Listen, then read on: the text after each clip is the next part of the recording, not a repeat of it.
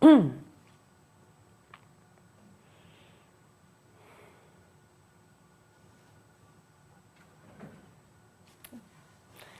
morning. Welcome to Saturday morning meditation. We're going to start with 3 7-line prayer.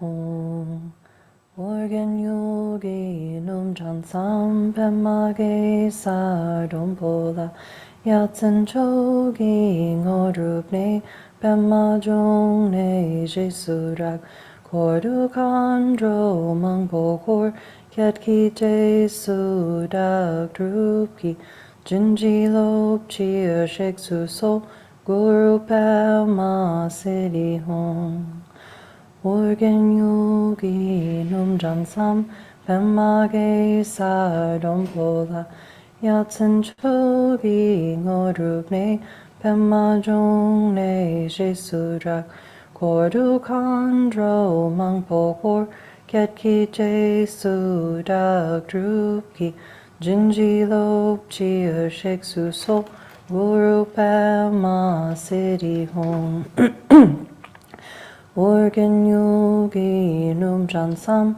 Pemage Sardom Pola Yatsen Chogi Ngodrupne Pema Jongne Jesurak Kordu Kandro Mangpokor Kyatki Jesu Dak Drupki Jinji Lop Chia Shek Suso Guru Pema Siddhi Hong.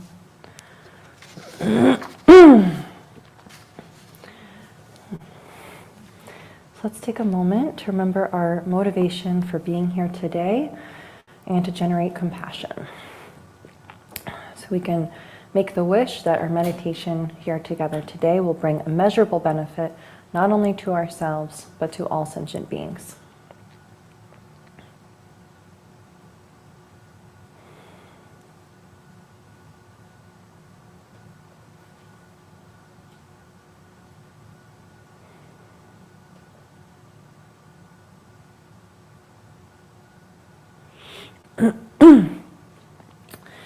The meditation that we'll be doing today is called Shamatha or Shine meditation. This is taught by Jetsma in her book Stabilizing the Mind. If you would like to read it, it's an excellent primer on meditation and you can find it on Amazon.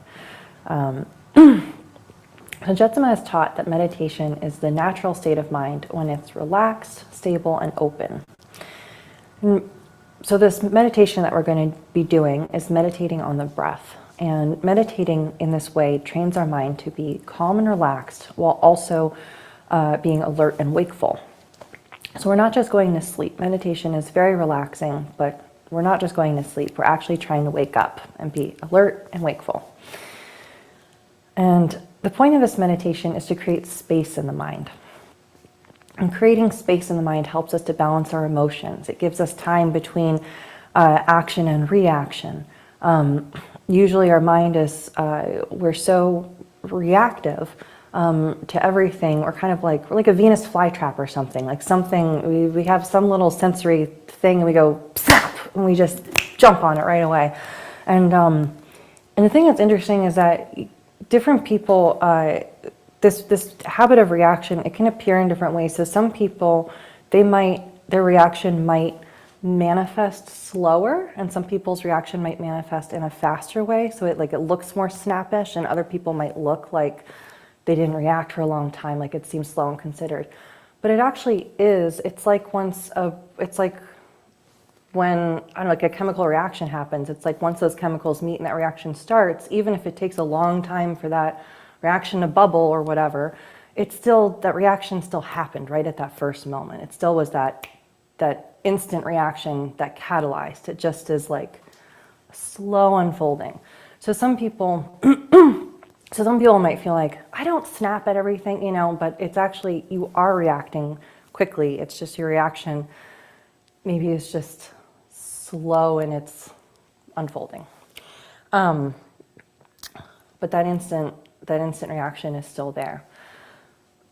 So creating this space in our mind, inserting some space between that action and reaction, that space is the first step in the development of bodhicitta. which is the compassionate wish to free all sentient beings from suffering. So that space is, I think Viktor Frankl talked about this. Viktor Frankl was he was a prisoner of war. He's written a book that's just, his story is just really amazing and profound. And one of the things that he discovered as a prisoner of war was how much his own mind affected his experience, and how having this space between action and reaction, that in that space, that's where your power lies. That's where all of your power lies, is in that space. And it's true, because otherwise, where's the power? The power is in our habit. The power is in our reactive mind. You know, it's just, you're at the mercy of your habits. So when we create this space in our mind, that gives us the power to act with compassion, to act with generosity, to really choose the way we want to show up in the world, and to develop that bodhicitta, to consider others, to get out of our habit of self-absorbed response. And so, so having that space is very important. So meditating is not only relaxing, it's also, it's a very important step on the spiritual path. It's a very important component of our spiritual path that allows us to do many other practices and just be better people in the world. So let's take a comfortable seat, and if you're watching online, you can sit cross-legged on the floor, or you can sit in a chair for this meditation. You don't want to lie down for this, because we're practicing being awake. So check in with your posture. Make sure your spine is straight. You can imagine a thread going up your spinal cord and out the crown of your head, and just pull that thread up so you're nice and straight. And while your spine is straight, your muscles are relaxed. You're still relaxed. Your shoulders are open. Your rib cage is open. You have room to breathe. Your elbows are out a bit to give you that room. And your hands can be resting gently on your lap, or they can be, you can put one hand inside the other with your palm, with your thumbs touching, and place your hands right below your navel. Or you can rest them in your lap, either way. And then your eyes are also going to remain open, looking gently down. So you can imagine a line going down the bridge of your nose, down, down, down to the ground. And just find a point along that line where it's comfortable to rest your gaze. And then place the tip of your tongue gently behind your front teeth. Kind of like you're saying the letter L.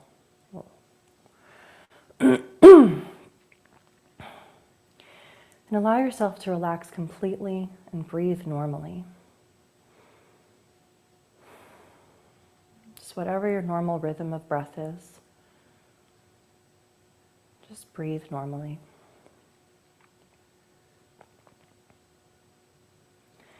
And then put a very light attention on your breathing. You don't try to control it at all. Just breathe naturally with the most gossamer thin attention on your breath. It's like taking your pulse. You don't put any pressure on it, just observe it. Your attention is like a feather, gently riding on the surface of your breath.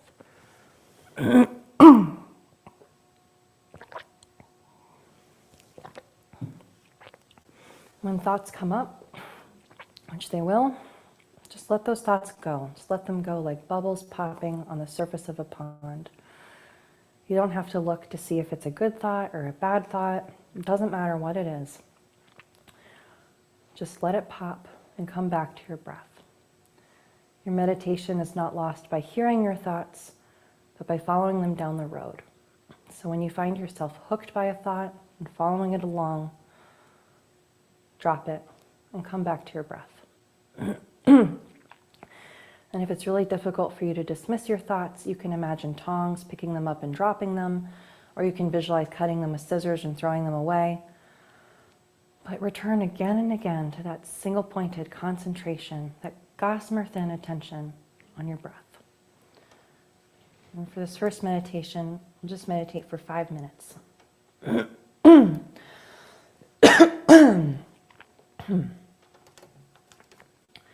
Just come again and again. again back to that gossamer thin attention on your breath.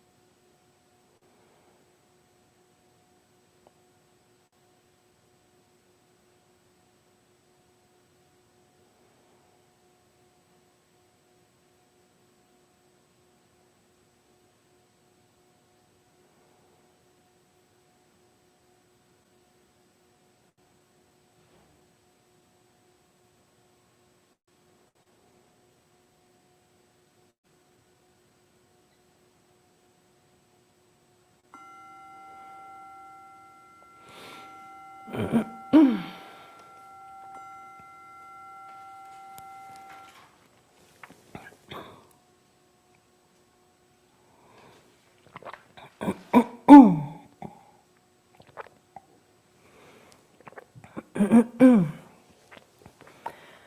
so that was round one, meditating. So even just meditating for a few minutes a day like that really makes a difference in the stability of our minds. The mind is like a muscle. So it's like, when you go to the gym regularly, even if you just do a little bit, you just lift a 5-pound weight and you just do that consistently, you get stronger over time. And so, even just meditating for 5 minutes a day, a minute a day, a minute in your spare moments when you can do it, in line at the coffee shop or something, stop for a minute, meditate, on the bus, whatever, it adds up. It adds up. So even if you think, I don't really have time to meditate, and you think you have to meditate for hours and hours and hours, or bust, where that's it. You don't. You can just start where you are, meditate for a few minutes, and it counts. It adds up. And it's also important to not get discouraged, because we have these different experiences in meditation, and sometimes meditating feels easy, and some days it feels really not easy. And some days our minds are quieter, and some days our minds are louder. And there are so many factors that go into, how your meditation goes. There's so many factors that contribute to that. So you don't want to think like, oh, my meditation sucked today. I was, I've lost it, I've been, or just like, I can't ever do this. Like it's, like, don't let the experience make you think that that's an indicator of your progress. You're looking more at like an overall trend of your life. Are you getting more space in your mind? Are you being kinder? Are you more patient? The ways that the impact of meditation on your life will show up in these broader effects. Not just on, even if you have an experience of meditation where it just feels like so difficult, your mind's just so difficult to sit with for a few minutes, that even if it feels like you didn't, like that was barely even meditating, if you're really trying, like it helps, it really helps. And it's, even those difficult sessions can really, it doesn't mean that you're bad at this. It doesn't mean that. We all have the same capacity to do this. So you just keep trying. Just take it a minute at a time. So we can sit for a little bit longer for this next session.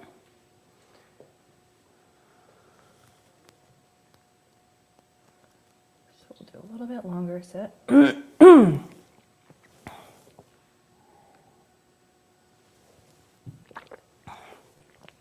One of the things I would quote from Jetsma I like to share, and she says that Jetsma says that when we're practicing meditation or compassion and find it extremely difficult, that we should not form any conclusions about it, only continue. And she said, the only conclusion you should form really is the one that I'm giving you. That's my habit. I understand that about myself. I accept. And I accept that I can change it little by little. And it's hard. It's all right if it's hard. One day at a time, So that's what we'll do. One day at a time, 1 minute at a time. So let's meditate again. You can sit with come back to our meditation posture. Our straight back, hands in your lap. Spine is straight, muscles relaxed. Your eyes are relaxed, looking gently downwards.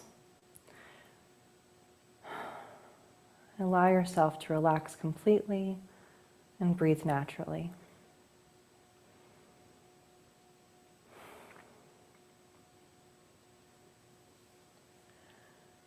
And then put a very light attention on your breathing. Don't try to control it at all. Just breathe as you normally would. And And put the most gossamer thin attention on your breath. Still aware of the sounds in your environment. You're still aware of the thoughts passing through your head. You're still aware of where you are. But your attention is on your breath. Gossamer thin attention on your breath. Your attention is like a feather, gently riding on the surface of your breath.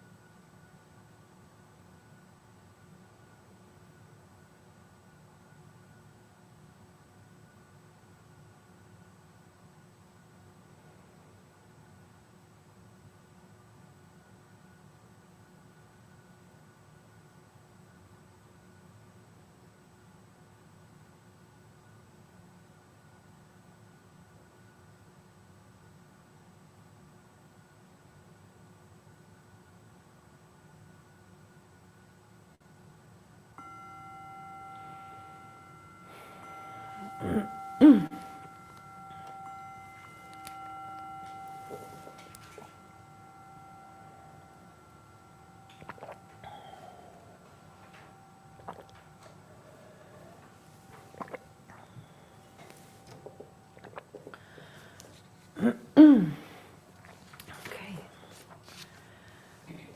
So that's our meditation for today. So we're going to end with these dedication prayers. We'll say all three prayers.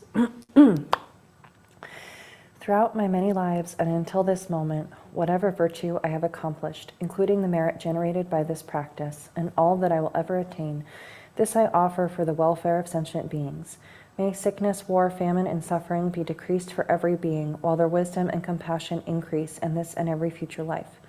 May I clearly perceive all experiences to be as insubstantial as the dream fabric of the night, and instantly awaken to perceive the pure wisdom display in the arising of every phenomenon. May I quickly attain enlightenment in order to work ceaselessly for the liberation of all sentient beings. Buddhas and Bodhisattvas altogether, whatever kind of motivation you have, whatever kind of beneficial action, whatever kind of wishing prayers, whatever kind of omniscience, whatever kind of life accomplishment, whatever kind of benevolent power, and whatever kind of immense wisdom you have, similarly I, who have come in the same way to benefit beings, pray to attain these qualities. By this effort, may all sentient beings be free of suffering. May their minds be filled with the nectar of virtue. In this way, may all causes resulting in suffering be extinguished, and only the light of compassion shine throughout all realms.